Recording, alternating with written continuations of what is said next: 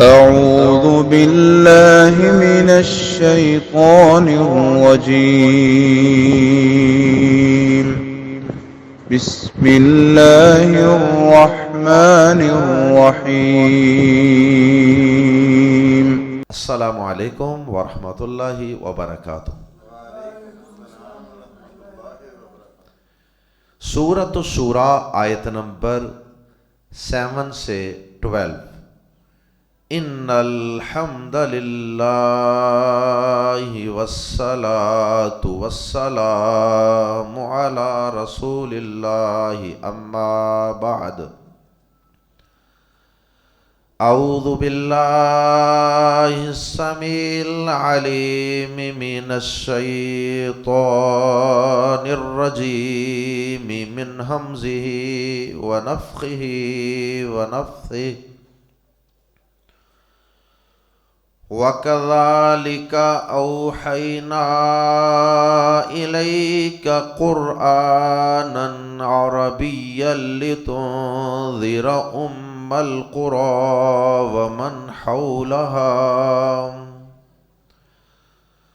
وَمَنْ حَوْلَهَا وَتُنذِرَ يَوْمَ الْجَمْعِ لَا رَيْبَ فِيهِ فریق فی الجنة وفریق فی السعیر۔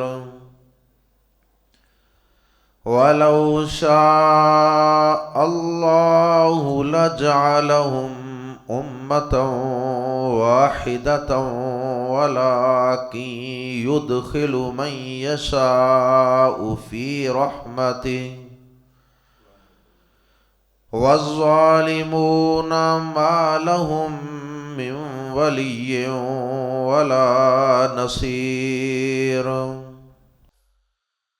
ام اتخذوا من دونه أولياء فالله هو الغني ام اتخذوا من دونه أولياء فالله هو الولي وهو يحيي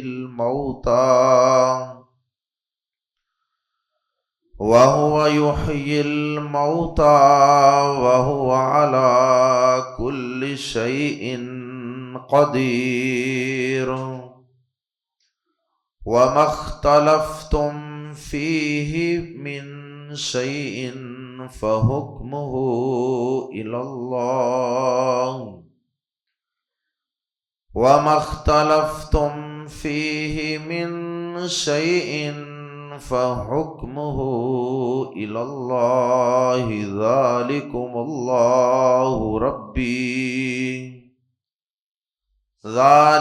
الله ربي عليه توكلت وإليه أنيب۔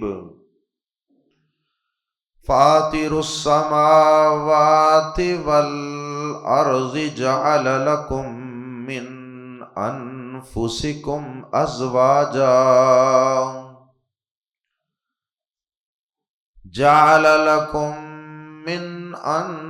أنفسكم أزواجا ومن الأنعام أزواجا يذرأكم فيه ليس كمثله شيء وهو السميع البصير۔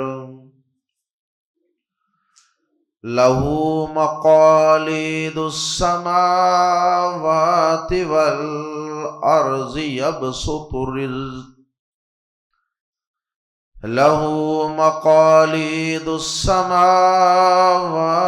والأرض يبسط الرزق لمن يشاء ويقدر إنه بكل شيء عليم۔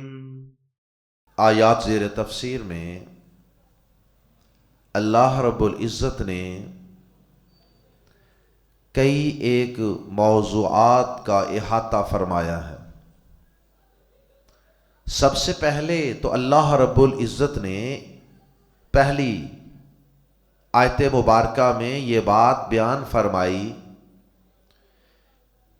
اور آپ کی نبوت و رسالت کو انوکھا سمجھنے والوں اور اس پہ اعتراض کرنے والوں کو یہ بات سمجھائی کہ ہم نے اپنے اس آخری پیغمبر جناب محمد کریم صلی اللہ علیہ وسلم پر ویسے ہی وحی نازل فرمائی ہے جس طرح کے ان سے پہلے بھی کئی رسولوں نبیوں پر وحی نازل فرمائی، تو ہم نے آپ پر ویسے ہی وحی نازل فرمائی ہے۔ اور پھر ہم نے دوسری بات یہ بیان فرمائی کہ ہم نے آپ کو جو کتاب قرآن مجید عطا کیا ہے، آپ پہ نازل فرمایا ہے، اسے عربی زبان میں نازل فرمایا، کیونکہ آپ کو جن لوگوں کو کفر و شرک اور اللہ کی نافرمانی اور بغاوت کے برے انجام سے ڈرانے کے لیے مبعوث فرمایا گیا ہے، ان لوگوں کی زبان عربی ہے۔ تو سب سے پہلے جو قرآن مجید کا سب سے اولین مخاطب ہیں، کم از کم ان کی زبان کے اندر ہی قرآن مجید نازل کیا جاتا تو سب سے پہلے جو لوگ ہیں وہ اس کو سمجھتے اور اس کے بعد پھر اس قرآن مجید کو، اس عربی قرآن کو دیگر علاقوں میں اور دیگر زبانوں کو بولنے والے لوگوں تک وہ لوگ پہنچا دیتے۔ تو اگر سب سے پہلی قوم اور سب سے پہلے گروہ کی زبان ہی قرآن مجید سے میچ نہ ہوتی تو پھر زیادہ اس بات کا امکان تھا کہ وہ اس قرآن مجید کا انکار کر دیتے، اس کو مشکل قرار دے دیتے، اس کو اجنبی قرار دے دیتے۔ ابھی تو یہ ان کی اپنی زبان میں ہے، پھر بھی وہ اتنے اعتراضات کر رہے ہیں، اور اگر یہ قرآن کسی اور زبان میں ہوتا تو پھر ان کے اعتراضات کئی گنا بڑھ جاتے۔ اس لیے ہم نے آپ پر اس قرآن کو عربی قرآن بنا کر نازل کیا ہے۔ اس کی تفصیل سورہ یوسف کی آیت نمبر 2 میں بھی گزر چکی ہے۔ قرآن مجید کو عربی قرآن بنانے میں کئی حکمتیں اور مصلحتیں اور فوائد ہیں۔ اور پھر اللہ پاک نے یہ بتایا کہ سب سے پہلے ہم نے اس قرآن کو مکہ کے لوگوں اور اس کے بعد پھر اس کے قرب و جوار کے اور پھر قریب کے اور پھر آہستہ آہستہ دور دراز کے لوگوں کے لیے نازل فرمایا۔ اور پھر اللہ پاک نے یہ بات بھی سمجھائی، ضمناً اس بات کی بھی سمجھ آئی آیات زیر تفسیر سے کہ قرآن مجید صرف اور صرف نیکیاں پڑھ پڑھ کے تلاوت کر کر کے نیکیاں جمع کرنے ہی کے لیے نازل نہیں ہوا، یہ بھی ایک مقصد ہے قرآن مجید کی تلاوت کی جائے، اجر و ثواب کمایا جائے اور تزکیہ نفس کیا جائے، روح کو تازہ کیا جائے، لیکن قرآن مجید کا ایک بہت بڑا اور بنیادی مقصد وہ ہے لوگوں کو ڈرانا، لوگوں کو وارن کرنا، تنبیہ کرنا کہ اگر کفر و شرک کی راہ پہ، ظلم و بغاوت اور سرکشی کی راہ پہ چلو گے تو یہ برا انجام ہونے والا ہے، آگے ایک بہت بڑا گڑھا آنے والا ہے جس میں گر جاؤ گے، یہ مقصد بیان فرمایا۔ اور پھر یہ بتایا کہ دو گروہ اس قرآن پر ایمان لانے اور نہ لانے کے اعتبار سے، اس کو ماننے اور نہ ماننے کے اعتبار سے دو گروہ ہوں گے، ایک جنت میں ایک جہنم۔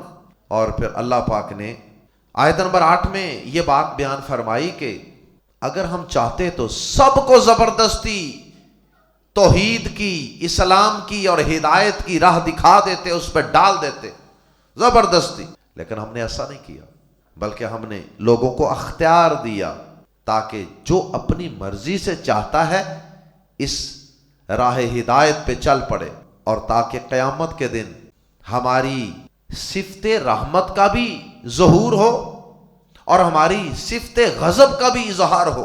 اس کے بعد پھر اگلی آیات میں آیت نمبر 9، 10، 11، 12 ان آیات میں اللہ پاک نے اپنے خالق، مالک، حاکم، اور کارساز ہونے کا تذکرہ کیا، شرک کی مذمت اور توحید کو اللہ پاک نے بڑے ہی زبردست انداز سے بیان فرمایا اور اپنی کئی صفات کا تذکرہ کیا، اور پھر یہ بتایا کہ اللہ کی مثل کوئی نہیں۔ آئیے قرآن مجید کے الفاظ میں پڑھتے ہیں، سورہ شورى آیت نمبر 7، وَكَذَلِكَ، اور اسی طرح، اوحینا، ہم نے وحی کی، الیک، آپ کی طرف، اور ایسے ہی ہم نے آپ کی طرف بھی وحی کی، جس طرح پہلے رسولوں کی طرف وحی کی۔ اور وہ جو وحی کی اس کا نام کیا ہے؟ قرآنن، عربی قرآن، قرآنن قرآن، عربین عربی، قرآنن عربیہ، عربی قرآن۔ اور اسی طرح ہم نے اے پیارے حبیب آپ کی طرف عربی قرآن وحی کیا ہے، لِتُنذِرَ، تاکہ آپ ڈرائیں، وارن کریں، انذار، نذیر، لِتُنذِرَ، تاکہ آپ ڈرائیں، یونذر وہ ڈرائے، تنذر آپ ڈرائیں، ام القریٰ، ام القریٰ، ماں کو کہتے ہیں، اور قریٰ قریۃ کی جمع ہے، ام القریٰ بستیوں کی ماں، تاکہ آپ ڈرائیں بستیوں کے مرکز کو، یعنی مکہ۔ اس روئے زمین پہ سب سے پہلا گھر اور اللہ کی عبادت کا جو مرکز اور محور مارز وجود میں آیا اور تعمیر کیا گیا تھا، وہ مکہ مکرمہ میں تعمیر کیا گیا تھا۔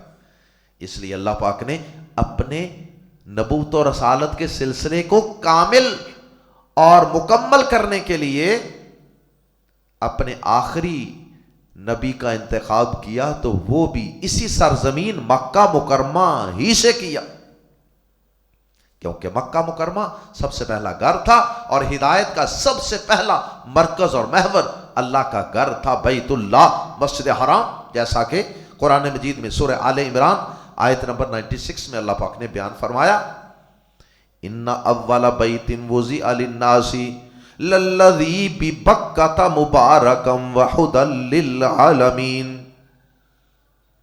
اس لیے اللہ پاک نے اپنے آخری نبی کو اور اپنی آخری کتاب قرآن عربیہ کو نازل کرنے کے لیے بھی ام القریٰ کا انتخاب کیا، تمام بستیوں کی ماں۔ گویا کہ جس طرح ماں سے آگے اولاد پیدا ہوتی ہے اور بکھر جاتی ہے، کوئی ادھر چلا گیا کوئی ادھر چلا گیا، اسی طرح اصل بستی، بنیادی اور پرانی بستی مکہ تھی، پھر یہیں سے لوگ نکلے اور کوئی وہاں آباد، کوئی وہاں آباد، کوئی وہاں آباد، اور اسی طرح ہدایت بھی یہیں سے پھوٹی۔ تو ام القریٰ اصل نام ہے، ام القریٰ، یہاں جو ام پر زبر آئی ہے وہ کسی عربی زبان کی گرامر کی تبدیلی کی وجہ سے آئی ہے۔ عام اگر لفظ ہم بول لیں تو اس کو ام القریٰ بولتے ہیں۔ تو ام القریٰ بستیوں کی ماں یا بستیوں کا مرکز، اور یہ مکہ مکرمہ کا ایک نام ہے۔ مکہ کا ایک نام بکہ بھی ہے، جیسا کہ سورہ آل عمران کی آیت میں نے ابھی تلاوت کی۔ تو سب سے پہلے اس قرآن کو نازل کرنے کا مقصد عربی قرآن کو، تاکہ آپ ڈرائیں بستیوں کے مرکز کو، یعنی مکہ والوں کو، ومن، اور ان لوگوں کو بھی جو حولا، ارد گرد ہیں، اس بستی کے، ام القریٰ کے، یعنی پہلے اس کے قرب و جوار کے لوگوں کو ڈرائیں۔ اور دیگر مقامات پہ اللہ پاک نے یہ بھی بتایا ہے کہ آپ کو صرف مکہ اور اس کے قریب قریب کی بستیوں کے لیے نہیں، ساری کائنات کے سارے علاقوں کے لیے، قیامت تک آنے والی انسانیت کے لیے آپ کو نبی اور رسول بنا کے بھیجا گیا ہے، جیسا کہ قرآن مجید میں سورہ انعام، سورہ اعراف، سورہ فرقان اور دیگر کئی صورتوں میں اس کا ذکر ہے۔ وَتُنذِرَ، اور تاکہ آپ ڈرائیں، یوم الجمع، یوم الجمع، جمع کرنے کے دن سے۔ یوم الجمع قیامت کا نام ہے، گیدرنگ کا، اسمبلی کا دن ہے، سب لوگ جمع ہو جائیں گے اللہ کی عدالت میں، اور تاکہ آپ اکٹھا کرنے کے دن سے ڈرائیں، لا ریب فیہ، جس میں کوئی شک نہیں، کوئی بھی سینسیبل، کامن سینس والا اور انسانی فطرت پر قائم رہنے والا انسان ہے تو وہ کبھی بھی قیامت کے دن کا انکار نہیں کرے گا کہ اگر اس خالق نے اس کائنات کو پیدا کیا ہے، اس میں اپنی مخلوقات کو، بندوں کو پیدا کیا ہے، تو ایسا تو نہیں ہے کہ اس نے پیدا کیا، ایک مقصد دیا کہ میں نے تمہیں عبادت کے لیے پیدا کیا، اور اب وہ انسانوں سے اور اپنے غلاموں سے اور سرونٹ سے اور اپنی مخلوق سے، نوکروں چاکروں سے یہ پوچھے ہی نہ کبھی بھی کہ بتاؤ، آؤ میرے پاس، بتاؤ کس نے کیا کام کیا، کس نے میری لگائی گئی ڈیوٹی کو صحیح پرفارم کیا اور کس نے نہیں کیا، یہ پوچھا ہی نہ جائے۔ ایک آدمی چھوٹا سا مکان بنائے، چھوٹا سا کارخانہ، فیکٹری لگائے، وہ بھی شام کو پوچھتا ہے، جس نے 1000-2000 دہاڑی دینی ہوتی ہے کہ بتاؤ کیا کیا، تو وہ پوچھے ہی نہ۔ تو یہ فطرت کے خلاف ہے اس میں شک کرنا۔ فرمایا لا ریب فیہ، اس میں کوئی شک نہیں، یا جس میں کوئی شک نہیں۔ فریق فی الجنہ، اس دن کا نتیجہ کیا ہوگا؟ فریق، ایک گروہ، فی الجنت، جنت میں ہوگا۔ فریق کی تنوین کی وجہ سے ہم ترجمہ کر رہے ہیں، ایک گروہ فی الجنت، جنت میں ہوگا، وفریق فی السعیر، اور ایک گروہ، سعیر کہتے ہیں بڑکتی ہوئی، شعلے مارتی ہوئی آگ کو، اللہم لا تجعلنا۔ ایک گروہ ادھر جائے گا، ایک گروہ ادھر جائے گا، اس حساب و کتاب کے دن کے نتیجے میں۔ اس کے بعد فرمایا، ذہن میں سوال پیدا ہوتا ہے کہ اللہ تعالیٰ سب کو ہی ہدایت پہ لگا دیتا، راہ ہدایت پہ چلا دیتا؟ اللہ پاک نے فرمایا ہاں، میں اگر ایسا چاہتا تو کر سکتا تھا، لیکن میں نے ایسا نہیں چاہا، میری مرضی ہے۔ میں چاہتا تھا کہ انسانوں کو اختیار دوں اور پھر میں دیکھوں کہ وہ اپنی مرضی سے میری اطاعت اور فرما برداری کرتے ہیں یا نافرمانی کی راہ پہ چلتے ہیں۔ وَلَوْ شَاءَ اللَّهُ، اور اگر چاہتا اللہ، لام زبر لا، تو ضرور جعل، بنا دیتا ہوں انہیں امتا واحدہ، ایک ہی امت ہوتی کا مطلب کہ سارے توحید پہ، سارے نمازی، سارے اللہ کے اطاعت گزار۔ ولیکن، اور لیکن اس نے ایسا نہیں کیا، یدخلو، وہ داخل کرتا ہے، من یشاء، جسے وہ چاہتا ہے، فی رحمتہ، اپنی رحمت میں۔ نیکی بدی کی تمیز اس نے بتا دی ہے اور اختیار دے دی ہے، آزادی دے دی ہے، تو اب وہ جسے اپنی رحمت میں داخل کرنا چاہتا ہے وہ اسے داخل کر دیتا ہے۔ لیکن اس کی یہ مشیت یہ اندھی نہیں ہے کہ میں جس کو مرضی پکڑا ہدایت دے دی، نہیں، اللہ پاک نے اس کے بھی کچھ ضابطے رکھے ہوئے۔ وہ دیکھتا ہے کہ کس کے دل میں ہدایت قبول کرنے کی صلاحیت ہے، کچھ چمک دمک ہے، اور کون اس کو چاہتا ہے۔ فرمایا والظالمون، یہ بھی اس نے آگے بتا دیا کہ کون ہیں جنہیں وہ اپنی رحمت میں داخل نہیں کرتا۔ فرمایا والظالمون، اور جو ظالم ہیں، ما لہم، نہیں ان کے لیے، من ولی، کوئی دوست، ولا نصیر، اور نہ کوئی مددگار۔ اب ایک بندہ خود ہی ظلم کرتا ہے، ظلم کا لفظ زیادہ تر شرک کے لیے استعمال ہوتا ہے، تو ایک بندہ خود ہی، ظالمون انگلش میں کہتا ہے رانگ ڈوئرز، ایک بندہ خود ہی رانگ ڈوئر ہے، وہ ہر کام ہی غلط کرتا ہے، تو اللہ بھی اسے پھر زبردستی ہدایت نہیں دیا کرتا۔ پھر ایسے شخص کا نہ کوئی دوست ہے اور نہ کوئی مددگار۔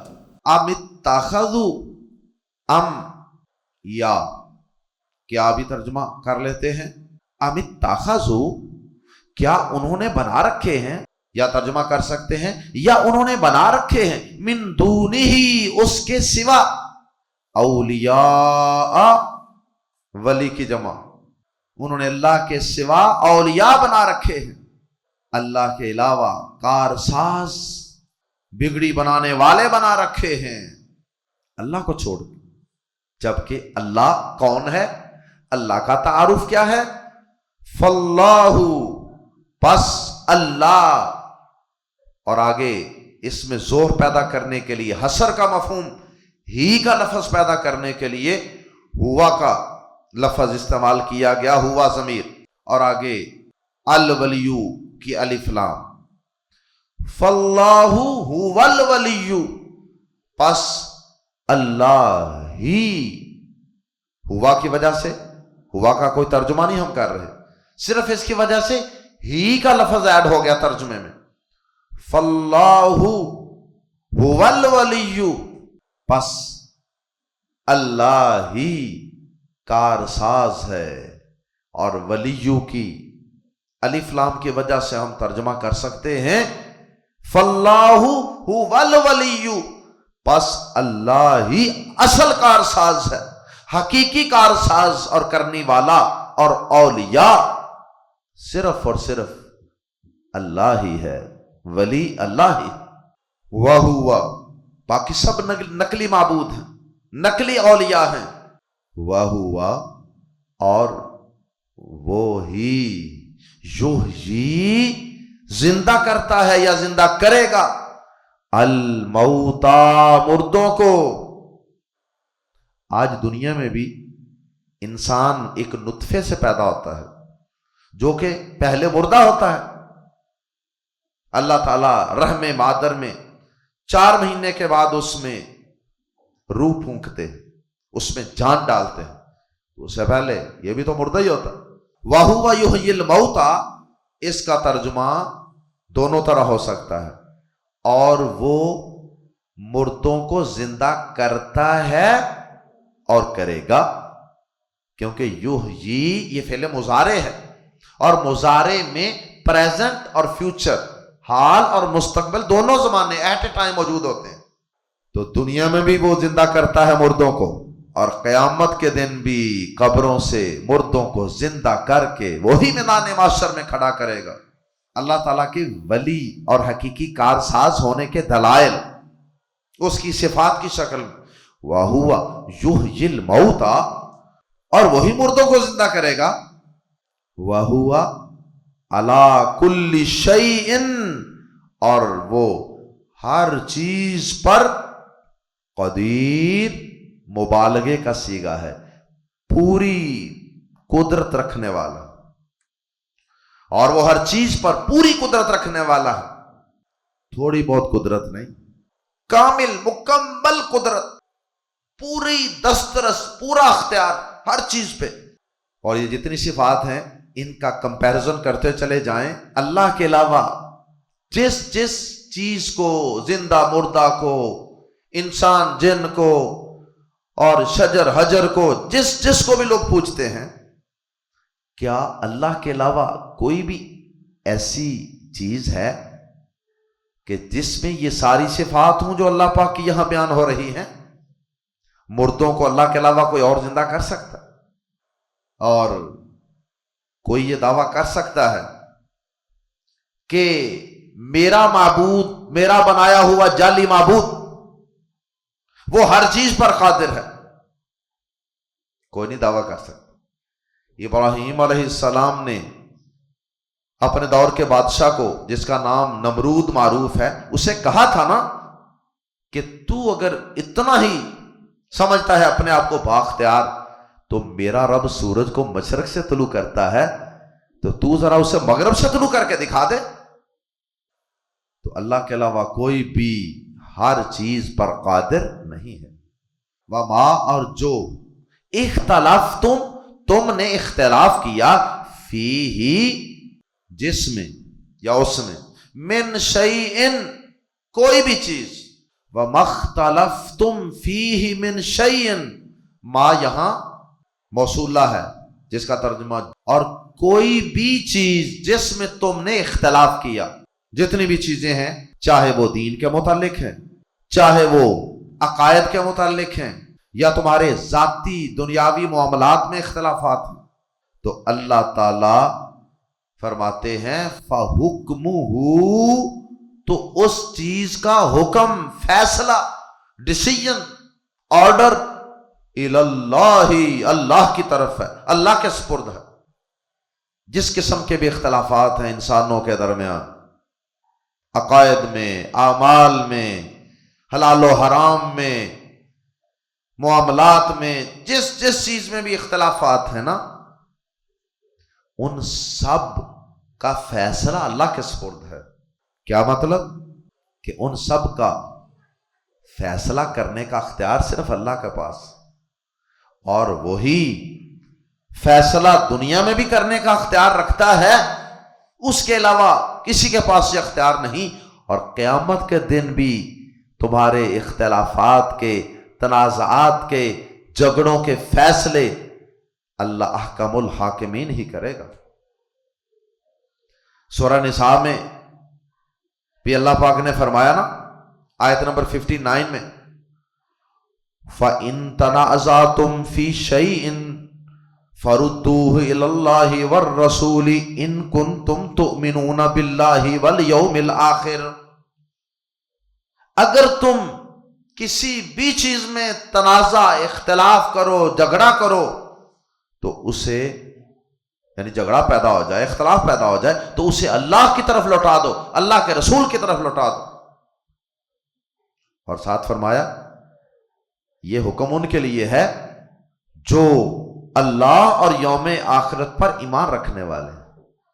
اگر اللہ اور یوم آخرت پر تمہارا ایمان ہی نہیں ہے، پھر چاہے جس کے پاس مرضی لے جاؤ، کسی طاغوت کے پاس لے جاؤ، لیکن اگر تمہارا اللہ اور یوم آخرت پر ایمان اور یقین ہے تو پھر اپنے جھگڑوں کا، اختلافات کا فیصلہ اللہ سے کروانا ہے، یعنی اللہ کی کتاب سے اور اس کے رسول سے، نبی صلی اللہ علیہ وسلم کی سیرت سے، آپ کی احادیث اور سنتوں سے. یاد رہے کہ اللہ کے رسول صلی اللہ علیہ وسلم بھی جو فیصلے فرمایا کرتے تھے وہ اللہ کی وحی کے مطابق ہی فرمایا کرتے تھے. رسول کو بھی یہ اختیار نہیں ہے کہ وہ لوگوں کے فیصلے وہ اپنی خواہش اور اپنی مرضی کے مطابق کر سکے. اس لیے رسول صلی اللہ علیہ وسلم بھی کوئی فیصلہ کریں تو وہ بھی در حقیقت اللہ ہی کا فیصلہ ہوتا ہے. سورہ یوسف آیت نمبر 40 میں اللہ پاک نے فرمایا ان الحکم الا للہ، حکم نہیں ہے، حکم کسی کا نہیں سوائے اللہ کے. امر اللہ تعبدوا الا ایاہ، اس نے حکم دیا ہے کہ اس کے سوا کسی اور کی عبادت نہ کی جائے، صرف اسی کی عبادت کی جائے. معلوم ہوا کہ یہ جو فیصلے کرنے والا معاملہ ہے نا، اس میں بھی اگر کوئی انسان اللہ کے علاوہ کسی اور کے پاس جائے گا فیصلہ کروانے کے لیے، تو یہ بھی گویا کہ وہ اللہ کے علاوہ کسی اور کی عبادت کرے گا. افسوس کہ جس طرح آج بہت سے غیر مسلموں نے اللہ کی وحی کو ختم کر کے اس کی جگہ پہ آغاز میں تو انہوں نے اپنے علماء و مشائخ اور راہبوں کو یہ اختیار دے دیا، احبار و رہبان کو، جیسا کہ سورہ توبہ آیت نمبر 31 میں ہے کہ اہل کتاب نے اپنے مذہبی پیشواؤں، رہنماؤں کو حلال و حرام کا اختیار دے دیا، انہیں اپنا رب بنا لیا. بس جس کو وہ حلال کہہ دیں حلال مان لیا، جس کو وہ حرام کر دیں حرام مان لیا. حالانکہ فیصلے کا اختیار صرف اللہ کے پاس، حلال و حرام کا فیصلہ صرف اللہ کرے گا، اللہ کے علاوہ کوئی اور شریعت سازی نہیں کر سکتا. اللہ اکبر. علماء کرام سے اگر کوئی مسئلہ پوچھنا ہے دین کا، اختلافی مسئلے میں رہنمائی لینی ہے، تو وہ ان سے اللہ کی شریعت اور وحی کے مطابق رہنمائی لیں. ان سے پوچھیں کہ یہ بات آپ نے کہاں سے کی ہے، اس کی دلیل کیا ہے. یہ نہیں کہ آنکھوں میں پٹی باندھ کے بس جس کو ہمارے عالم نے صحیح کہہ دیا، ہمارے پیر صاحب نے، ہمارے امام صاحب نے صحیح کہہ دیا، ہمارے فرقے نے صحیح کہہ دیا، بس وہ صحیح ہے، جس کو انہوں نے غلط کہہ دیا وہ غلط. یہ تو اللہ کے علاوہ اور ہستیوں کو رب بنانے والی بات، معبود بنانے والی بات ہے. تو اہل کتاب نے، یہود و نصارہ نے آسمانی شریعت کے مقابلے میں حلال و حرام کا اختیار، فیصلے کا اختیار، اختلافی معاملات کا ڈیسیژن اور فیصلہ وہ کس کے سپرد کر دیا؟ اپنے علماء کے، وڈیروں کے. اور آہستہ آہستہ انہوں نے جدید وقت کے ساتھ ساتھ جدت پیدا ہو گئی. پھر انہوں نے کہا چھوڑو علماء کی بھی کیا ضرورت. پھر انہوں نے ایک سیاسی نظام گڑا، ڈیموکریسی. اور جمہوریت، اس کے مطابق انہوں نے کہا کہ مختلف ادارے بناؤ، پارلیمنٹ، اسمبلیاں، قانون ساز ادارے، اور وہاں پر باقاعدہ ووٹنگ کراؤ. ایک بندہ کھڑا ہو کے کوئی ایک بات پیش کرے، باقی یا اس کی فیور میں ووٹ دیں یا اس کی مخالفت میں اگینسٹ ووٹ دیں. تو اس طرح انہوں نے کہا کہ علماء کے پاس جانے کی بھی کیا ضرورت ہے. عوام کے منتخب نمائندے جو عوام سے ووٹ لے کر ایوانوں میں آئیں گے، اسمبلیوں میں آئیں گے، وہ وہاں بیٹھ کر اکثریت کی بنیاد پہ قانون بنا لیں گے، کسی چیز کو حرام یا حلال قرار دے لیں گے. شراب حلال ہونا چاہیے، حرام. آسمان سے کیا رہنمائی آئی ہے دیکھنے کی کوئی ضرورت نہیں. علماء کیا کہتے ہیں دیکھنے کی کوئی ضرورت نہیں. بس عوامی نمائندے وہاں ووٹنگ کروائیں گے، اکثریت جس طرف ہو جائے وہ قانون بن جائے. حتیٰ کہ انہی اسمبلیوں میں منتخب نمائندوں نے یہاں تک بھی قانون بنا دیے کہ اگر مرد اور عورت باہمی رضامندی سے بدکاری اور زنا کریں تو ان پہ کوئی سزا نہیں، جائز. قوم لوط کا عمل، مرد کا مرد کے ساتھ، عورت کی عورت کے ساتھ جنسی اور سیکسول ریلیشن شپ، اس کو بھی ان قانون ساز اسمبلیوں نے کئی ملکوں میں جائز قرار دی. اللہ اکبر. سود پوری دنیا میں انہوں نے حلال ٹھہرایا ہوا. بہرحال افسوس کہ مسلمان بھی بہت حد تک ان یہود و نصارہ کے نقش قدم پر چل رہے ہیں، جن کی ہر چیز میں مخالفت کا نبی صلی اللہ علیہ وسلم نے حکم دیا تھا. اللہ اکبر. اور بعض لوگوں نے یہ فیصلے مسلمانوں میں حلال و حرام کے، شریعت کے، اختلافی مسائل کے فیصلے کرنے کا اختیار آج بھی اپنے اپنے مذہبی رہنماؤں اور اماموں کو دے رکھا. یہ اختیار دے رکھے. وَمَا اخْتَلَفْتُمْ فِيهِ مِنْ شَيْءٍ فَحُكْمُهُ إِلَى اللَّهِ. اور کوئی بھی چیز جس میں تم نے اختلاف کیا تو اس کا فیصلہ اللہ کے سپرد ہے، اس کا فیصلہ اللہ کی طرف لٹایا جائے گا، یعنی اللہ سے فیصلہ کروایا جائے. فائنل اتھارٹی اللہ پاک کی ذات. ذالکم اللہ، وہی اللہ ہے. اور اب بھی میرا رب، یہ نبی صلی اللہ علیہ وسلم سے کہلوایا جا رہا، علیہ، اسی پر توکلت، میرا بھروسہ اور توکل ہے. علیہ کا مقام شروع میں نہیں ہوتا، لیکن توکلت سے پہلے آ گیا، اس لیے اس کی وجہ سے ہی کا معنی بھی پیدا ہو گیا. اس ہی پر میرا بھروسہ ہے، یعنی کسی اور پر نہیں، صرف اور صرف اللہ ہی پر میرا بھروسہ اور توکل. وَإِلَيْهِ، اور اسی کی طرف انیب، میں رجوع کرتا ہوں. یہاں بھی الیہ شروع میں آ گیا، اس لیے اسی کی طرف انیب میں رجوع کرتا ہوں. یونیب وہ رجوع کرتا ہے، تنیب تو رجوع کرتا ہے، انیب میں رجوع کرتا ہوں، اور ننیب ہم رجوع کرتے ہیں. وَإِلَيْهِ انیب، کئی لوگ نام بھی رکھتے ہیں منیب. منیب اسم الفاعل ہے، رجوع کرنے والا. اللہ اکبر. میں نے تو اسی اللہ پہ بھروسہ کیا ہے، اور میں تو اپنے تمام معاملات، عقائد اور عبادات میں جتنے اختلافات ہیں ان سب کو میں اللہ کی طرف ہی لوٹاتا ہوں. ان کے فیصلے کے لیے میں اللہ کی طرف ہی رجوع کرتا ہوں، اللہ کی کتاب کی طرف ہی رجوع کرتا ہوں. اور میرا بھروسہ اللہ پر ہے کہ اللہ کی بات مان کے مجھے کوئی نقصان نہیں ہوگا. انسانوں نے جتنے بھی قانون بنا رکھے ہیں نا اللہ کے مقابلے میں، ان سب کا مقصد یہ ہے کہ انسان یہ سمجھتا ہے کہ ہم اپنے فائدے نقصان کو زیادہ بہتر سمجھتے ہیں اللہ پاک سے، نعوذ باللہ من ذالک. جبکہ ایک مومن یہ کہتا ہے، نبی صلی اللہ علیہ وسلم یہ کہتے ہیں کہ اللہ ہی میرا رب ہے، علیہ توکلت و الیہ انیب، میرا اسی پر بھروسہ ہے اور میں تو اسی کی طرف رجوع کروں گا ہر فیصلے کے لیے. فاطر السماوات والارض، زمینوں آسمان کو بغیر کسی مادے کے، بغیر کسی نمونے کے پیدا کرنا. مستری انجینئر کوئی چیز بناتا ہے نا، اس کو مٹیریل دیتے ہیں، آپ یہ ریت ہے، یہ بجری ہے، یہ سیمنٹ ہے، یہ اینٹیں ہیں. تو اللہ پاک نے جب اس کائنات کو بنایا تو مٹیریل دیا کسی نے؟ کوئی مادہ، کوئی میٹر، کوئی مٹیریل موجود ہی نہیں تھا، کوئی ماڈل، کوئی نقشہ، کچھ بھی نہیں تھا.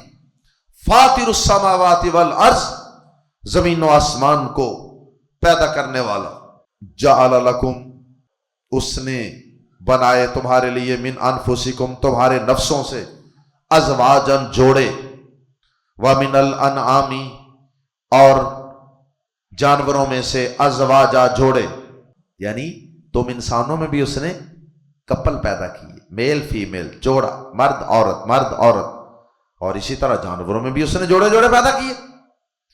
تو زمین و آسمان کو بغیر کسی سیمپل ماڈل کے پیدا کرنے والا اور تمہیں جوڑے جوڑے کی شکل میں پیدا کرنے والا، کیا اللہ کے علاوہ کوئی اور ہے؟ تو جب یہ سارا کچھ کرنے والا اللہ ہے تو پھر اللہ کے علاوہ اوروں کو اولیاء، کارساز کیوں بناتے ہو؟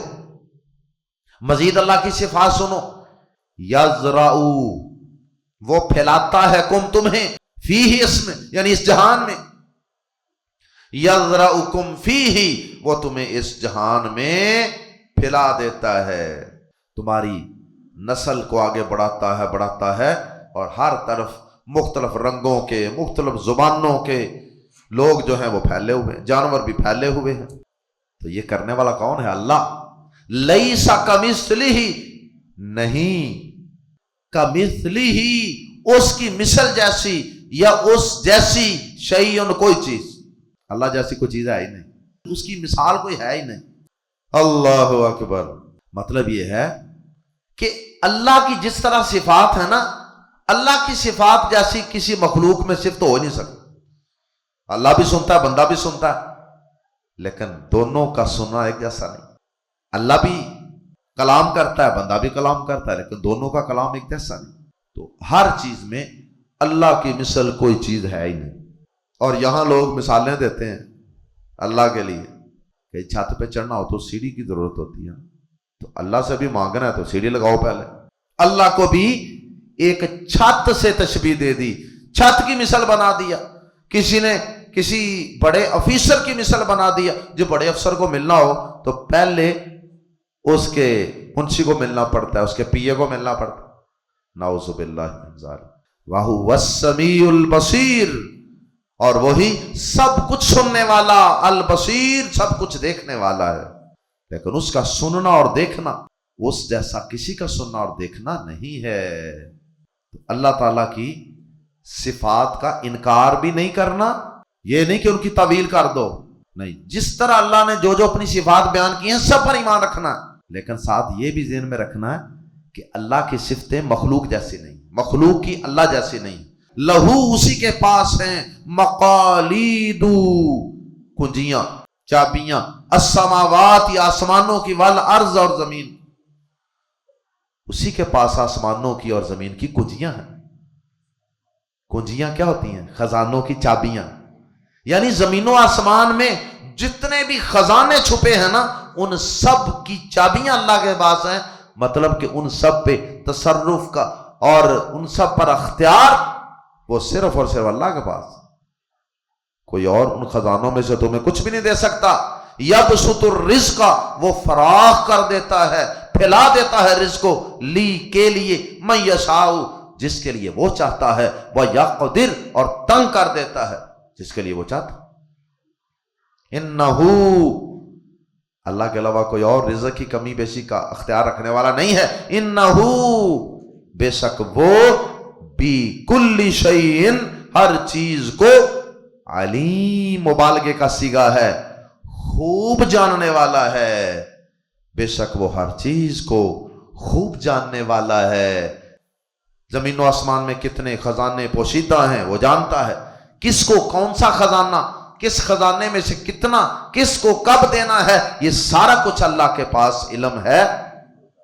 اور اللہ کے علاوہ ان تمام صفات کا کسی کے پاس کوئی جوڑ نہیں، کسی کے پاس اللہ جیسی یہ صفات نہیں، لہذا اللہ کے علاوہ کوئی کارساز، کوئی ولی، کوئی دوست اور کوئی حقیقی مددگار نہیں ہو سکتا۔